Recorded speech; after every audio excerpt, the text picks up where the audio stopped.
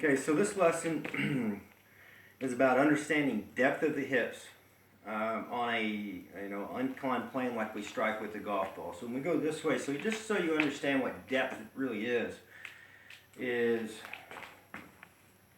I get here, and let's say I'm setting up to a golf ball. So once I start to bend forward, remember how to root and all that stuff on the toes and all that. But when I bend this way, what depth is the amount of hip, basically the butt being out or the butt being forward, not really relative to the spine at this point. So where it becomes important, so when we talk about hip depth, that's going to be how much back. Now, remember when I moved back, I didn't move my whole body back. I didn't move forward and then push my butt back and bend way over. And like I've said in a couple of videos before, you'll hear me say, is when you make a movement, make sure it's an isolated movement. So just like if you were to change your grip, from here to here, you wouldn't want to turn your whole body over here or turn your whole body over here. You isolate the movement. Your joint alignment's always the same. Then you would adjust it. Now, I'm not talking about the grip. That would be anything. So, because when you ask somebody to say, hey, I want you to, try to make a move where you're trying to get on top of the bar like this, they'll move their whole head and everything. And so you, as a player, you have to understand that. And that's why I want you to video, so you can see that you're making sure that you're making whatever move it is and isolating that movement. Okay, so you don't start to twist things over back and forth. Same thing with this. So as I'm set up here, I've been and get an athletic posture here. As I go back to the top of my swing, as we've talked about before, we want the feet, how we want the feet to move, and for the structure and alignments.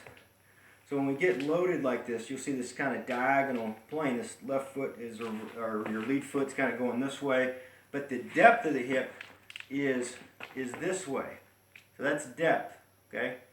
And so what it really looks like, to get it really right on to understand this, because this affects your structure, alignments, and your flow, is when you turn back like this, let's just say that I have a lot of knee flex and no hip depth. So somebody said, oh, you want knee flex in your backswing, which you don't really need a whole lot. We're right here, you got a lot of knee flex, but the hip's not deep enough. So right here, I can see that the hip depth needs to go back that way that the knee flex is correct. So if you look at where I started from, I might have started from right back here. As I've gone up, my depth went forward. And that's what happens on just about everybody's downswing. So when we talk about sinking in the float, what we're trying to do as we get to the top of the swing is we get like this. We want everybody to sink right in the center. So as you get here, you're not leaning this way. You're sinking right in the center of your root. So you've turned this way. You've loaded both feet. And then you sink right in the center. So as you get right to the top, you're just gradually sinking as your club's winding up just a little bit more. And it's a sinking, and here's the big mistake, squatting. So if you get here and you see somebody squat, it kills the energy. It locks up the flow, okay, the chi flow. And the only thing I can say about flow, chi flow, would be like, it's like watching somebody that dances and stiff as a robot and they're like this versus somebody that has some flow and momentum, and you can just tell they can move. Okay, that's what chi is and chi flow is. That's the same thing you need in your golf swing, okay? And so what happens is when you lock these muscles up, the structure and alignment, you really can't relax from there. No matter if you try to tell somebody to relax, it's mostly structure and alignment. So you would have to really just let it all come out. So if you watch here, this is going to deal with the hip depth will have a lot to do with that. So if somebody just locks their hips back like this, both hips all the way back, and they tip their head forward, they're locking the energy straight down into their toes here in front of the ball, and they're going to be too steep, a la Charles Barkley and so forth. And that's why you want to do this as isolating that movement without giving up another body part to compensate. So as we go back, remember we're going back, and as we get to the top, we're going to sink into our hips. We're not squatting one frame. We're going 1, 1,000, 2, 1,000, 3, 1,000, and it's just gradually sinking yourself down this way till finally you have lowered yourself to where you created torque between the hands, the club and the body, and so now they can work as one unit coming back. And so if you look at one of the Tai Chi postures that we do, that you'll see in Kung Fu and Tai Chi, is if you go into more of a kind of a cat stance like this. So if you watch, I drive my hip back. Now I'm not rotating my hip one way or the other, but I'd stand up here softly and I would go like this. So this foot's actually kind of like this, and I can lift it, but I go deep, deep, deep with my hip. There's a little forward bend like this, and this is just a great It's a kind of a defensive posture. It can also be an offensive posture, but this is more of a, but mostly for this, it's really good for health. Okay, so this leg's really light right here, and then this leg right here is depth, but you watch, I didn't lock the knee. This is incorrect. This would be incorrect. Tilting my pelvis back and leaning back like this. So what I want to do is stand right in neutral posture, sinking deep. This leg right here, let's see if I can get a better angle. I can get my feet on this too.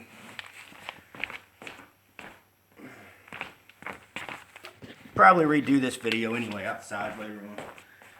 But you can see this toe, nope, still can't see it. Try this again. There we go. So this toe is up. This heel is up like this. So it looks like that. So if you can picture, if I'm here, I'm going to stand up neutral in between both. I sink down and I sit back into that hip like this. Now if that was golf posture, it would be more, this would be more that angle. You can see, so it'd be more like that. But where this is good for good health is you just sit right down in the posture right here, and you've got this glute activated. You can't help it activating. So what I like to do on that one, the best way to gain glute activation is that one, in my opinion. You've got bridges and other things as well. So what I like to do is that exercise. And so how much would I do it? Well, I would do it until you could do it every day. It's a health exercise. So it's good for the knee. It's good for both knees. It's good for balance. The next step is learn how to come up and out of that and posing your knee so you get even better balance. But you can hold this for typically 10 to 20 seconds. Make sure you're not arching your spine back like this. And there's a cup here. This should be flat and neutral. Okay, elbows kind of by the sides and relaxed. And shoulders down, so it looks very similar to this. So you push back. It's very heavy this way, but you can see I still have forward bend. I'm not upright. And I don't have my hips. See, if I had my hip like this is the way most people swing their swing. So you can learn about hip depth. So if I was like this, it kills my knee, first of all, to do this, because I'm not loaded. Somebody could push on me, I'd fall right over. If they pushed on me any direction right here, I can resist all 4 points, which we'll prove that later in push hands. This is very powerful and very structured, okay? And that's really just a health exercise to get these muscles to activate. Then what I would do from there, as you worked on that, I would say in the same posture, pull this foot behind like this, and now I would go to what we talked about in our, as you've seen in the public videos, where we pull this back, get the thoracic, pull the pelvis under, this foot, the lead foot goes back, and it's off the heel, and then now I'm more like my golf swing. So if I turned here, now I'm working this glute in a functional pattern. From here, if I did it, this isn't how you would want to turn. It's too much heel base. But it is getting this muscle, and it's also helping your posture. As soon as I pull it back in here or level, behind is better just for the whole chain of this. And then you have a little knee flex, neutral posture here. Watch sticking this out, watch head up, watch head down. Should be level, and then you hold that for 10 seconds. And then you would work on the other leg. So the other leg is going to be the same way. So it would be here, all right? And so the same thing if I was going to a cat pose just like this. You can see how dynamic this is. It's going to be more dynamic if you felt how solid that is into the ground.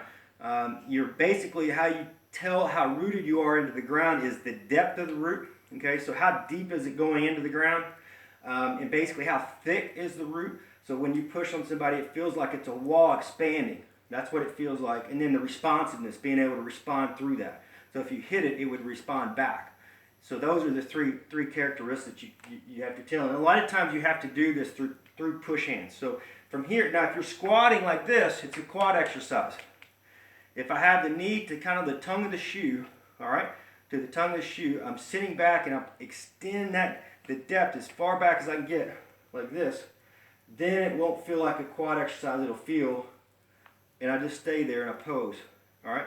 And then it'll feel like a glute exercise. It will, all right? So then I'll switch back. Now I'm going to my wide receiver stance is what I like to call it.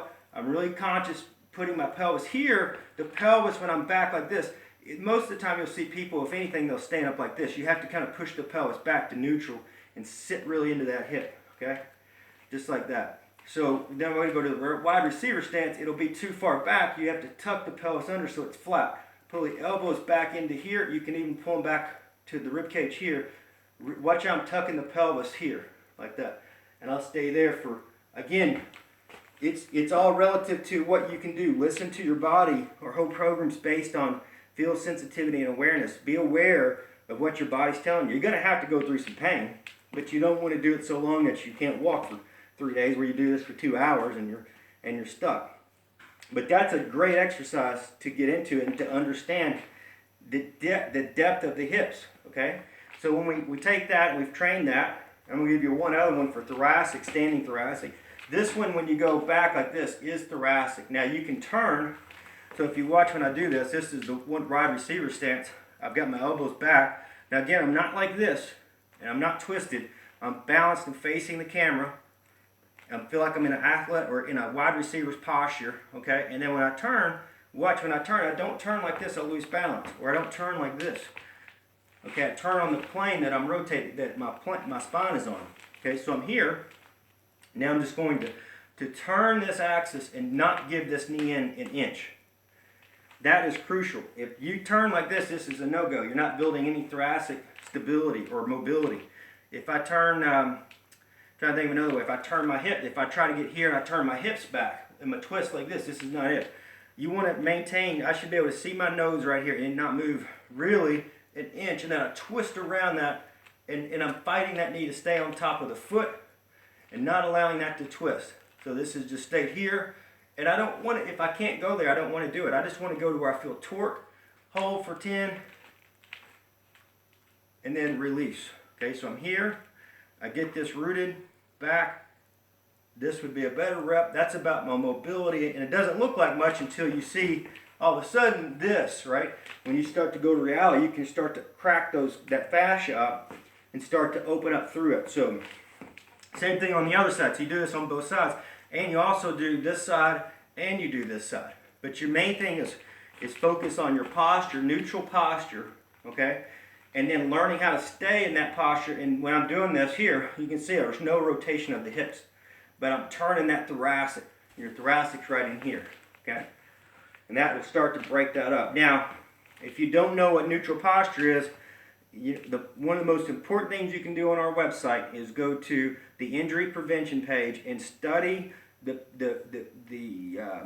about neutral posture and how to get into it, how to practice. Practice neutral posture. It may take you a month, 6 months, 4 months, 3 months.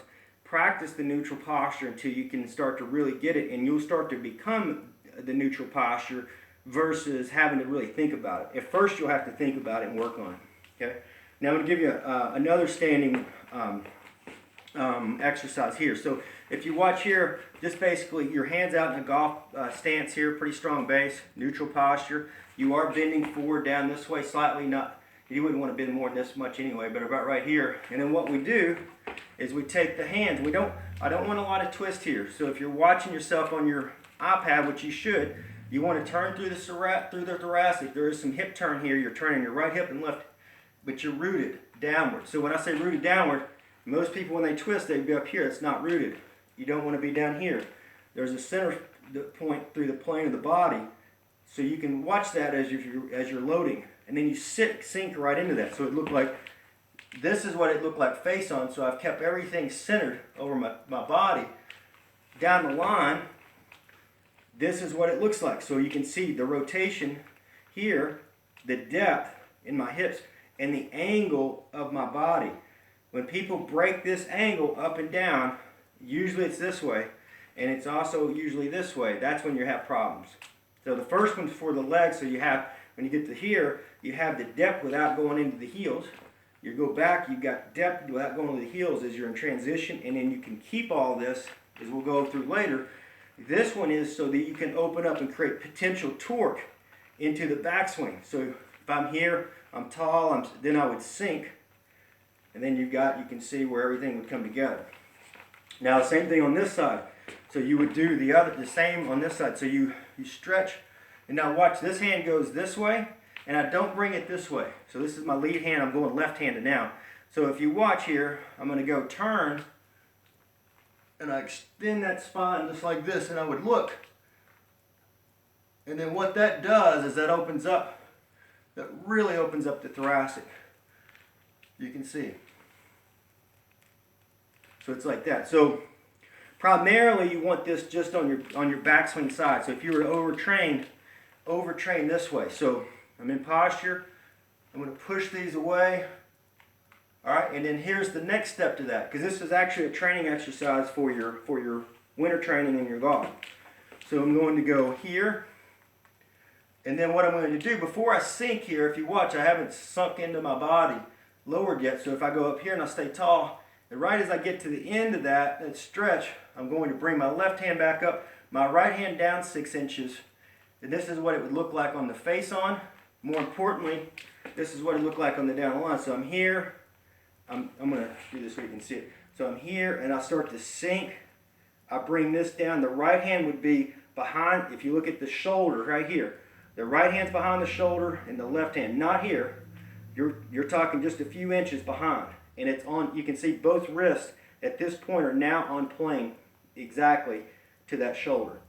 If the wrist hit, so in transition, if I went like this, and then I went like this, and I brought my hands down and I was like this, and you can see the wrist, that would be a vertical plane, and that would make us want to have to get the hips in the way and stand up and back. If I got too far under the plane like this, and I was training from here like this when I'm not rooted, I'm going to have to tip the shaft over at some point to get where I want.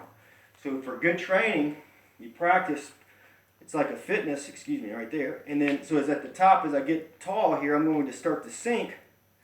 Bring that left hand, the right hand back to the left hand back to the shoulder, and the right hand down from where it was. It's here. It's going to be here. So both hands are on plane with the spine here and the angle of strike, but they're slightly behind the shoulder. Okay. So then they're not way back. I don't want them here. I don't want them way in. I want them right here. So you can see there's space there. Okay. And then what will happen is you've sunk. Now everything's torqued.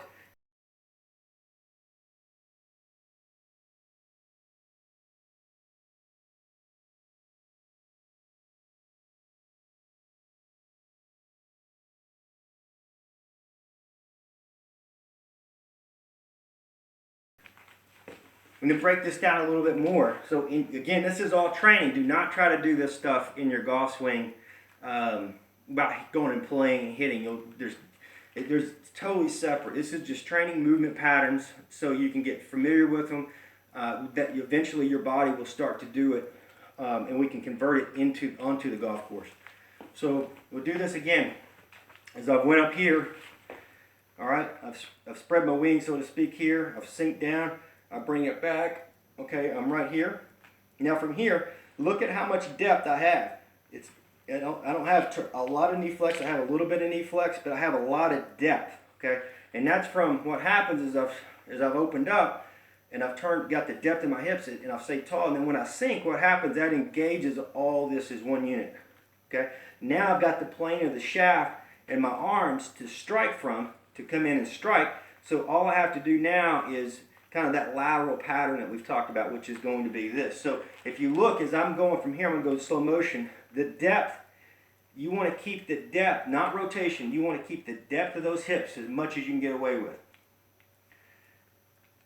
Okay, just like this. Do not try to get where you can see your lead side, left butt cheek, and all that stuff. We're not looking for all that. All we're looking for is when you got here, from right here, you're going to sink down. You've already trained circle, you're not working on that. You're keeping depth and flex. Because what happens, you'll notice, is people will, in reality, cup the hips forward. As the club's coming down, the knees straightening up. This is what it looks like. You will not be able to do that. You will not be able to swing a full swing and go and do it correctly. You'll just, if you have this pattern that looks like this at impact, you have to stop your full swing hitting and all that. Get to your garage, get to your iPad, and just start training until no golf balls, and just training and stopping in transition, sinking here, keeping the depth, and then watching yourself and getting familiar what it looks like to stay deep and down with your spine. So deep with your hips and down with your chest, but not bending that way. Okay, just like this. Now your weight shift as you're doing this is fairly simple, because we've already worked on sink and circle. He's not going to really add that into this rep. So you're not adding, when you go here, you know, when you get this part, you're not adding sink and circle. You'll see as you do this and you bring the hands back as you're sinking, you've already created the circle without even thinking about it. So from here, all you're feeling as you're going from here to here, like this, and you're down in the center of your root right here, what you're going to do is you're going to feel like left ankle and right ankle and your hands all move lateral, okay?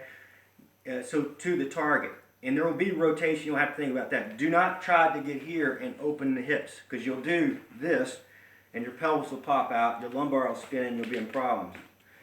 Now when you do go lateral, and you can see, I'm not going lateral in front with my head. You can watch as I'm moving like this, you'll see as I've got depth here and I've sunk down over time, is I just gradually move. This is the speed you would train at, okay? And you can see my head is still hit the center here, but my weight shift, my chest and my arms are forward, okay? And then that pulls you, you'll see as I'm pulling forward, you're gonna see rotation, but what I'm doing is just going forward. That's pulling me out of rotation, which is great. And that's the way to do it. So you can do a whole, you can do a whole winter set just by doing this. Now what I would do to start would be get the hips warmed up to the cat stance, so you understand that on both sides, on how to, one side's more heel dominant, one side's more toe dominant, which is going to be your golf swing. You get familiar with what it looks like. So in the cat stance, you really get a feel for pushing it back and locking that in, and then you can learn how to curl the pelvis on the other side when the foot is back like this and you're in the wide receiver stance. So you're getting two different, it's teaching your brain how to use that lower lumbar, and you get to create your hip depth, okay? Now, then, like I said, we worked on thoracic mobility, which is this, just spreading it out like this. Nope, don't try to overreach. Make sure that you're turning your chest and your body and your head. Your head can do this, but you don't want this and this, spine bending this way. So chin can turn like this, like you'll see me do, but I'm centered. If I brought that back, I'm centered. This is okay. This is not okay, okay? Or this. So you're spreading. This is great for the shoulders, the back, the thoracic, and just sink on that side and hold it. That way you've got 2 for 1. Hold for 10 seconds, and then stop. You can stop. You can kind of go into Tai Chi where you want like this. Go back, standing posture, and then you could start this side. And it would look more, now this side I'm doing more traditional fall through. You can see I'm limp on this side. If I was trying to do this as the backswing, I would be more rooted, but I'm trying to build my golf swing. So if you watch it, look more in like this, not twisted, not like this, just like this right here. I can feel I'm still down. You'll see that I'm down, okay? So it's like this, and if I wanted to come up and make it more Tai Chi, I would just bring this hand down, this hand here, and I could do different things. I could go to Kung Fu, or I could go back to this. And then so I'm here, I'm sinking. Then I could start with my other progression. So those are just 2 exercises that you're doing. And then you could bring in, again, the movement pattern, full body movement pattern, which would look like this. Tall, sinking as this hand comes up. And you notice that hand was gently moving down. The sinking, if you watch the way this hand moves, the sinking of the body is the same way. A squat would look like this, so it goes back, and a squat would look like that. That's not it. If you watch when I get here, watch how my hips and my hands come down. Very softly, okay? And then from here, all I feel like is I'm keeping the depth. As I go lateral, don't push the hip. See how I push my hips in front of my knees? That's another way to tell. So if my hips get in front of my knees, like this, my hips are now in alignment with my knees, and I can barely see my knee. So I really can't see it. If I push my hips back and stay in the same posture, it's easy for me to see my knees, and my hips are deep, right? I can see that visually. So if you're practicing and you can't feel it, and you say, all right, up here I'm like this, okay? I'm going to go into sinking, and you're sinking and you're squatting, and you see, I can see my knee, but then my pelvis is out. Okay, so you got a whole different problem here. Most of the time what would happen is players would start, in reality, will do that. They'll straighten the knee and the hip. Now if your knee stays flexed and you push the hip, you can see your knee, but that's why you want awareness, because now you've lost all the root, okay, from the deep part, okay? All right, very soft. As soon as I push the hip back, even though I haven't changed my posture, now the pressure really fires into the balls of the feet like I talked about. So even though the hip hip is deep here, my weight's not in my heel. All right, so when I go like this and I sink down like this, I keep my depth. As I'm going to the ball, my weight is pressing right in the toe, but I'm not doing it like this, and I'm not doing it like this. Okay, so I'm doing it where the hip is very deep. That gives me rooting from the back end. The pressures on my toes gives me rooting from the front end, and then of course my club and body are centering themselves out, which is keeping me both left and right. Okay, and I know it's a lot of information, but it's the drills. It's important to see all the variables of like what can happen, good and bad. The middle ground is super strong. Like when you get it right, you'll see there's really one way to move that's correct. When you have it incorrect, it's going to you'll feel incorrect. But you have to look at the visual. So if you're in transition and you're doing it like this would be incorrect. You know, so if you've done this, you've brought your hands back, you've sunk, and then you're like this, that is incorrect. If I've got in transition, my hands are over here, and I'm squatting deep here, that's incorrect, because when it comes down, it's going to wide. Same thing if I've tilted back here, that's incorrect. So you just play that game until you see like this, and then that is very, very, very strong. Now as I go to deliver, it's very simple. I just move forward, okay? And moving forward, you kind of have to trust me. So when I say when I get here and you're doing the drill, you obviously trust me, you wouldn't be here, but it's not. You're not trying to do that, okay? You're just trying to move lateral and keep the depth on this side of that hip. So if you watch, as I'm here, this is what it looks like. I'm keeping depth. Again, if I lost depth, then it's going to be hard for me to see my knee unless I flex it. Nobody's going to do that in a real swing because it hurts the knee too much. What they'll do is they'll extend the hip up. It looks like this. And you say, some people are going to say, well, I've seen players do that with their body. Look, if you watch when a player does it, their hip is completely deep. So if you watch somebody that's trying to hit along, you know, a player on the tour, and you see that hip is deep. They might be all the way on their toe, but that hip is extremely deep. Okay, so they'll go in like that. It's not good for the knee to do that, but it's very powerful because the hip is deep. You're not going to see a player try to swing through, push the hip forward, and get on their toe, if that makes sense. And it should make sense to about everybody on here, because I know that would be the debate. Oh, look, when I see players coming through, their left heel's all the way off the ground, but their hip is deep, see?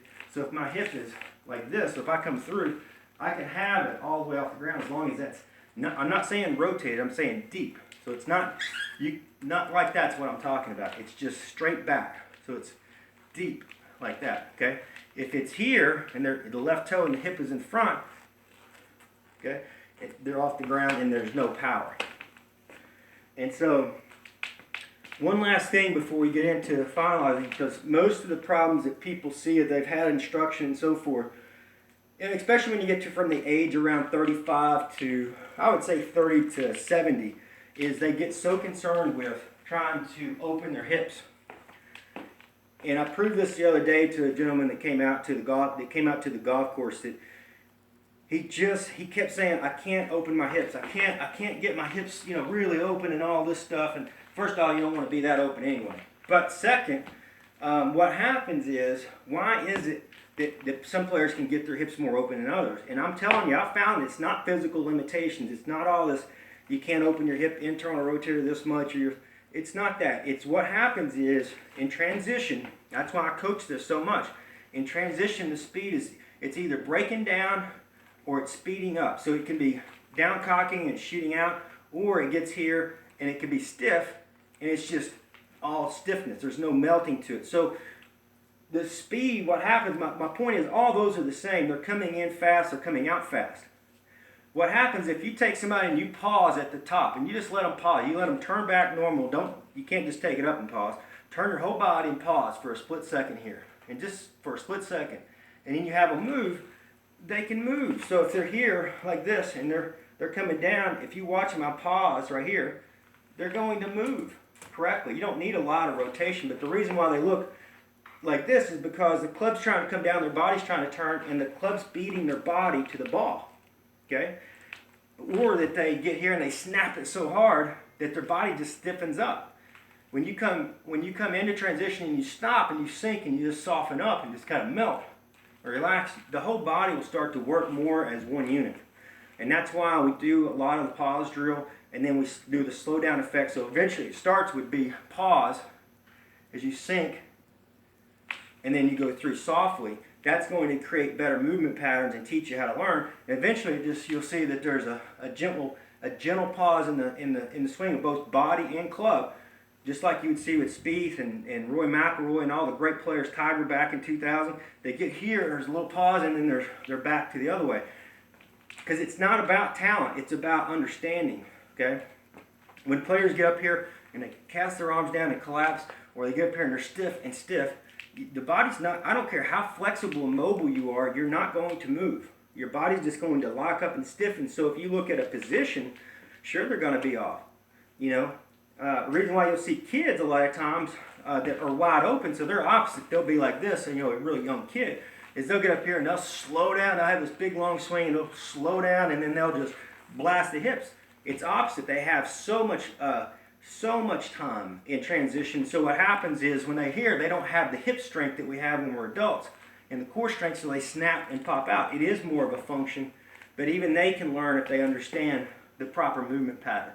At the end of the day, you can build strength through just training, understanding the movement pattern and training for the movement pattern, and then you can multiply that.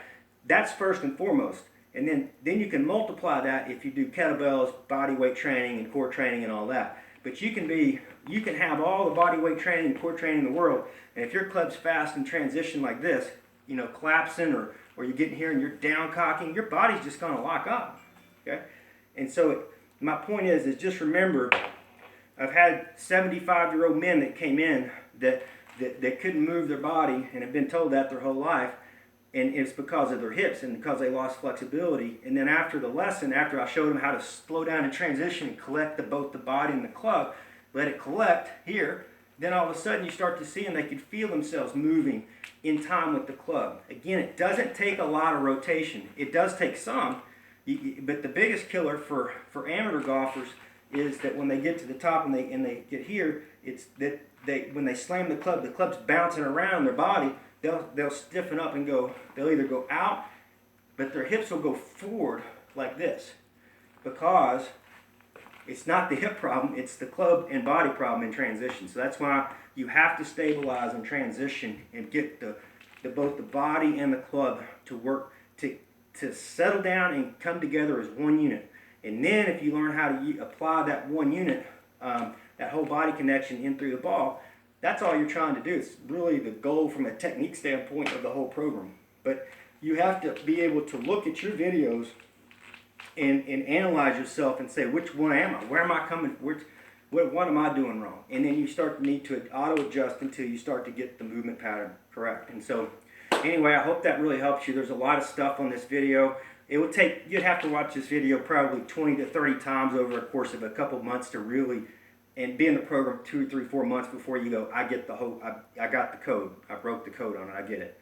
So don't try to come in here and master everything that I talked about. Just start to practice. Start the cat stance, start the wide receiver. Practice, start the thoracic, standing thoracic in both postures, and then try the movement pattern that we worked on, where you go this way, you sink, and practice, and just start learning. That's all it is, and learning about you. That's what this whole program is all about. So anyway, I hope that helps you, and look forward to seeing you guys soon.